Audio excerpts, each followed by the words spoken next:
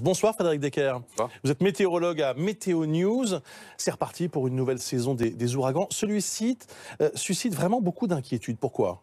Pourquoi? Parce que c'est un puissant cyclone de catégorie 3, donc il peut générer des vents supérieurs à 200, 220, voire 250 km par heure.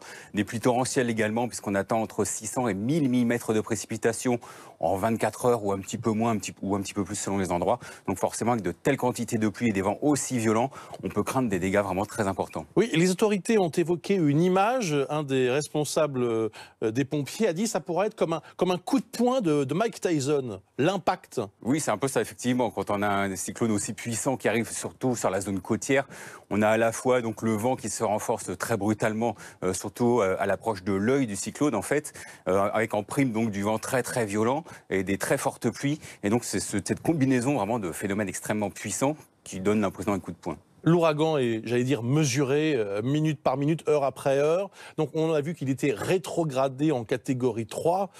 C'est pas pour autant une très bonne nouvelle. Ça reste très élevé. Bon, c'est légèrement mieux que catégorie 4 tout de même, bien évidemment.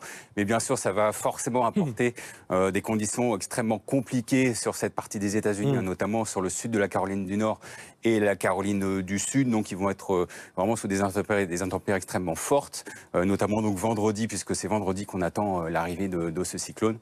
Donc, malheureusement, oui, un cyclone de catégorie 3 reste extrêmement puissant. Un autre ouragan, baptisé Isaac, menace les Antilles en ce moment? Alors pour l'instant c'est une tempête tropicale en fait, oui. Ça n'est plus un ouragan, il a été rétrogradé également, donc il devrait toucher les Antilles durant la journée de jeudi, donc heureusement pas de cyclone finalement, oui. Donc, tout de même des vents puissants qui devraient dépasser 100, 120 voire 130 km par heure, des fortes précipitations également, donc sur des zones qui sont souvent très exposées, puisque c'est forcément à très basse altitude, donc il y aura forcément tout de même des conséquences. Rien à voir avec ce qu'on a connu l'an dernier aux Antilles avec Irma, bien sûr, qui avait causé des dégâts heureusement, on considérables et fait de nombreuses victimes. Très très loin, heureusement. Merci beaucoup Frédéric Decker. Je rappelle que vous êtes météorologue à Météo News. Merci d'avoir participé à Grand Angle.